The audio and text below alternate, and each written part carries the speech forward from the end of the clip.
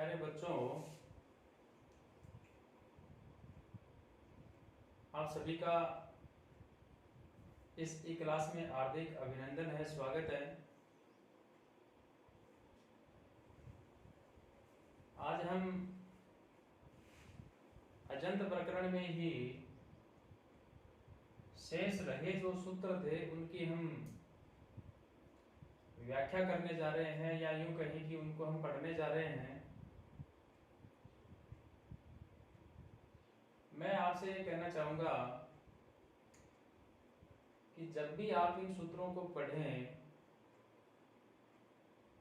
साथ साथ में इनको रजिस्टर में नोट भी करते रहें, क्योंकि यदि आप पढ़ करके यदि छोड़ दिया है, सुन करके यदि छोड़ दिया है, तो चैनल के ऊपर तो ये उपलब्ध हो जाएंगे, परंतु बाई चांस यदि नेटवर्क नहीं है तो आप पढ़ पाने में असमर्थ होंगे। मैं आपसे ये कहना चाह रहा हूं कि ये सूत्र सारे ही आज लगभग सूत्र आ गए हैं, एक दो और बचा है। जो राम शब्द की हम सिद्धि करेंगे उसमें आने वाले सारे सूत्र आ गए हैं, लगभग 25-26 सूत्र आ गए।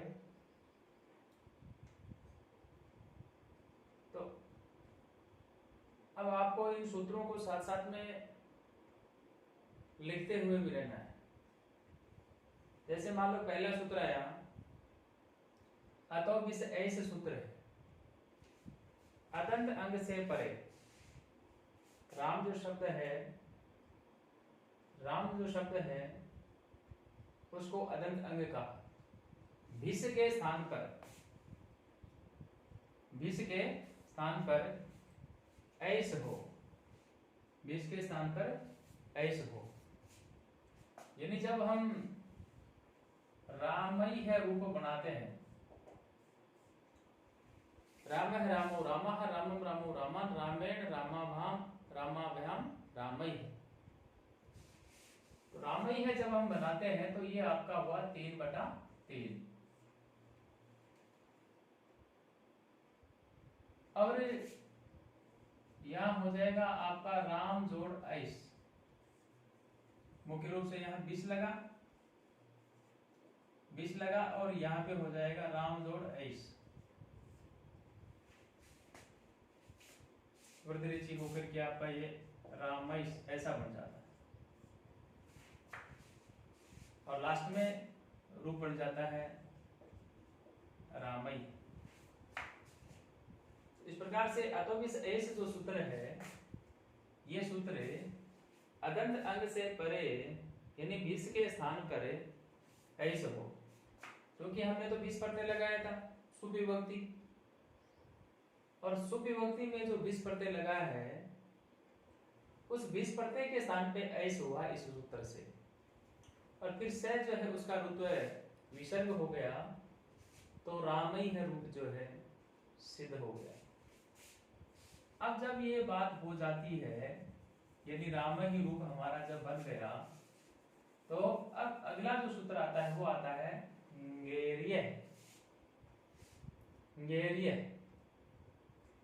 यानी अदंत अंग से परे। हमने हमारा शब्द था राम जोड़ेंगे,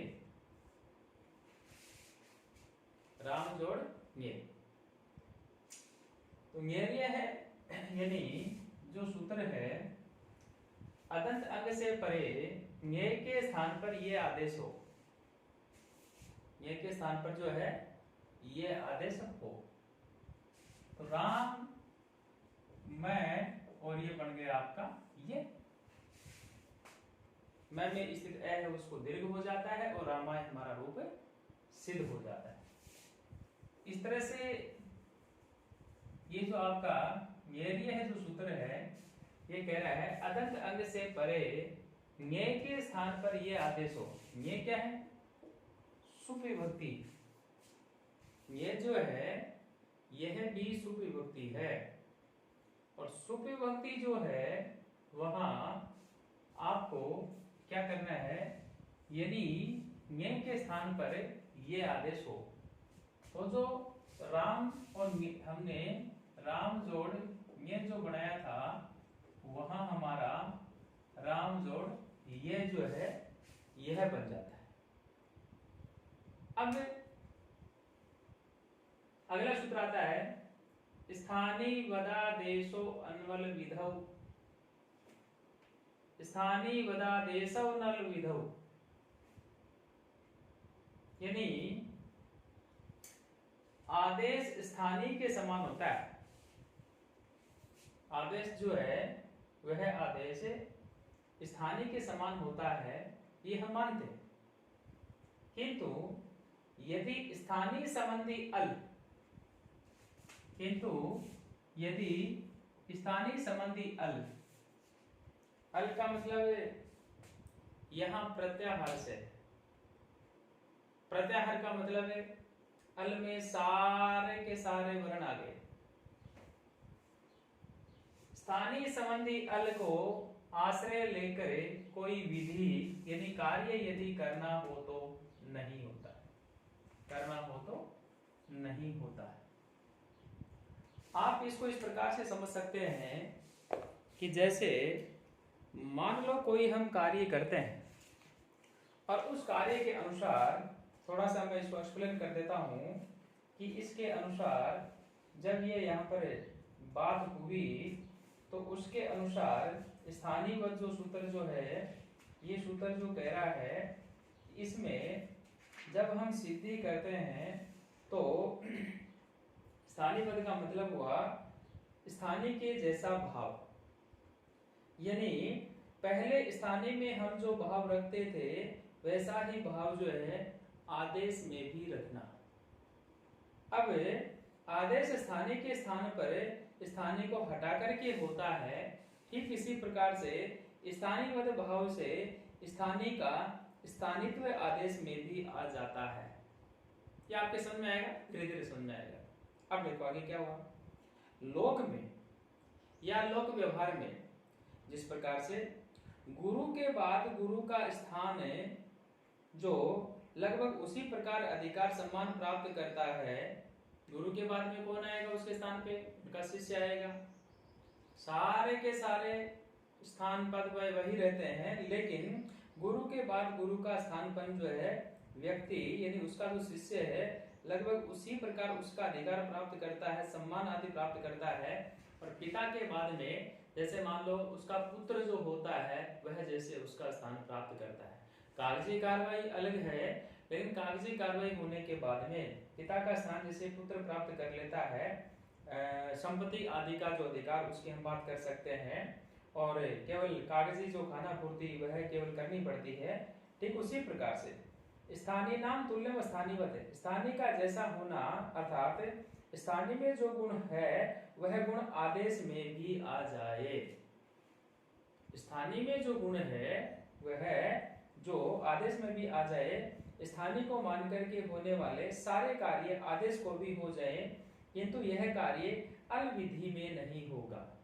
अब ये आपके लिए एक विशेष बात है। अल यहाँ पे लिखा हुआ है, अल विधौ, अल विधि लिखा हुआ है, तो अल विधौ यानी अल क्या लिखा? अल विधि का तात्पर्य अल प्रत्याहार है, और अल प्रत्याहार को निमित्त मान करके होने वाली जो विधि है किसी एक अल मात्र को यानी एक वर्ण विशेष को निमित्त मान करके होने वाली विधि में स्थानीय पद जो भाव है वह नहीं होगा।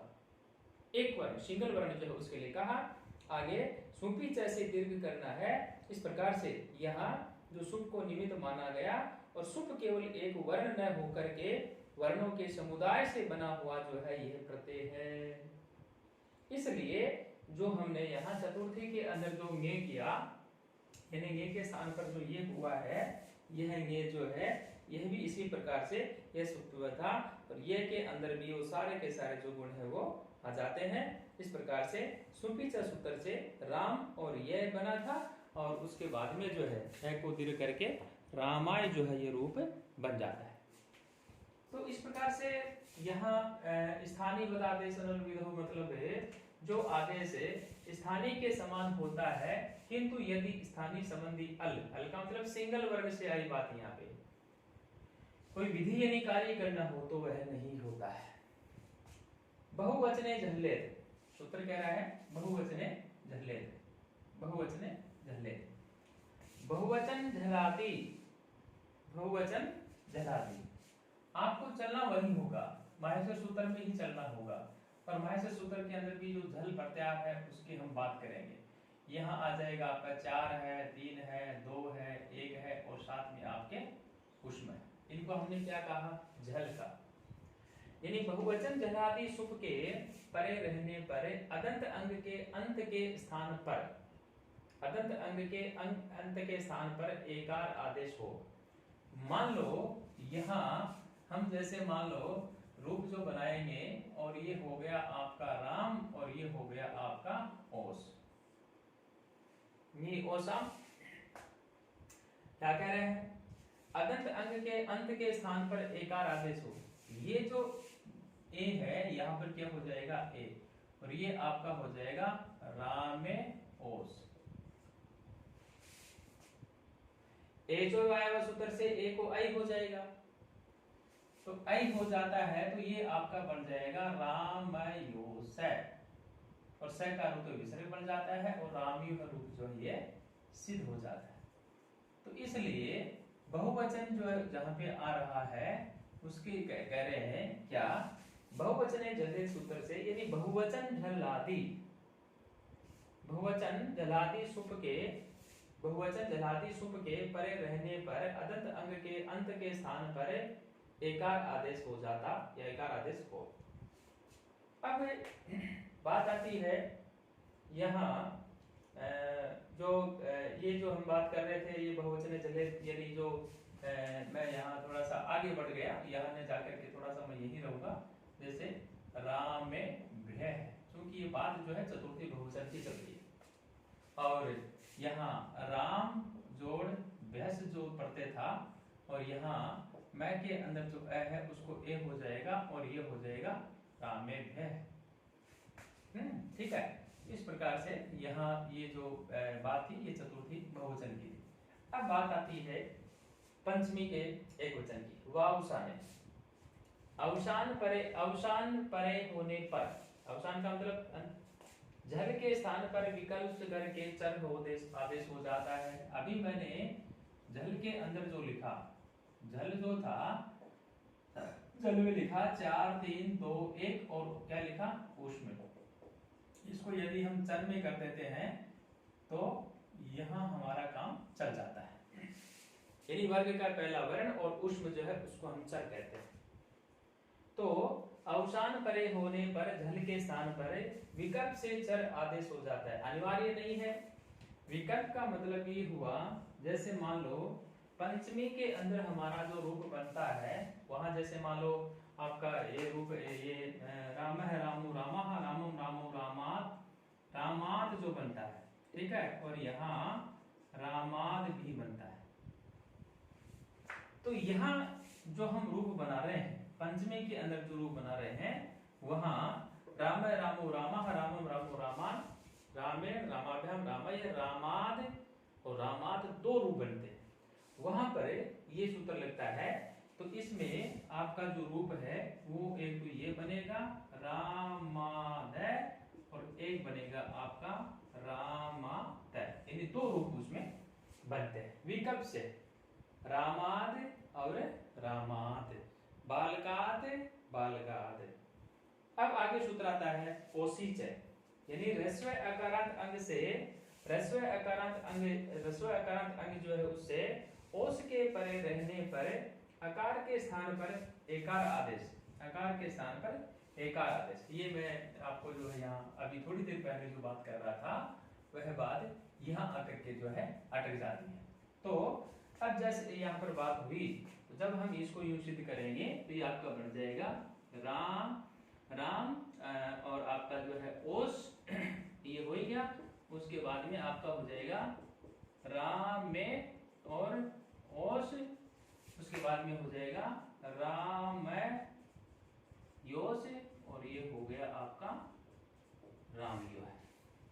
तो इस प्रकार से एकार जो है यहाँ अयाती हो जाती है संधि और रामयोस जो है वो रूप सिद्ध हो जाता है।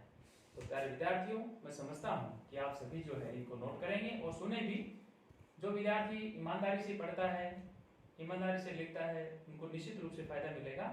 मैं सभी से ये कहना चाहूँगा कि आप जब भी इसको पढ़ते हैं तो अंगूठा जो आ रहा है उसको आप अवश्य लगाएं, ताकि पता चले कि कौन विद्यार्थी पढ़ रहा है, कौन विद्यार्थी नहीं पढ़ रहा है।